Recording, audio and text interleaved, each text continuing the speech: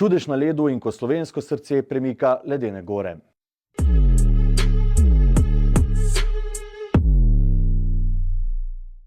Hokej sem spoznaval v časih, ko so na ledu harali Ivo Jan, Tomaž Vnuk, Tomaž Razingar in druščina. Že takrat sem našo reprezentanco zavedno povezal z nepopustljivo borbenostjo. Da slovenski David resnično lahko konkurira Goljatom, sta potrdili uvrstitvi na olimpijske igre in nepozaben preboj med 8 najboljših v Sočiju 2014. Veseli me, da so globok pečat v tej pravljici pustili tudi Mariborčani. Primki, Verlič, Muršak, Robar in Štebih so slovenskim ljubiteljem športa dobro znani.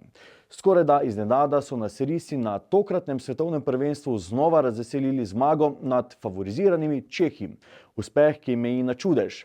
V Sloveniji je lednih dvoran manj kot prstov na obeh rokah, profesionalcev le nekaj 10, registriranih igralcev pa par 100. Slovenski možje pa se enakovredno merijo z velesilami, ki imajo več dvoran, kot imamo pri nas vseh hokejistov.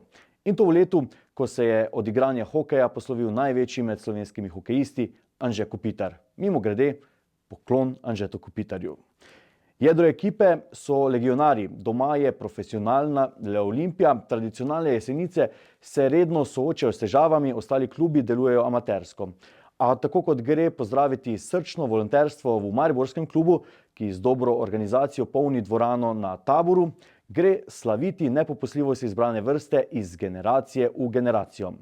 Naj nam bodo slovenski risi v vsakdanji športni vzor, dobili smo namreč en dokaz, da se z iskrenim trudom, povezanostjo in borbenostjo da premikati ledene skale.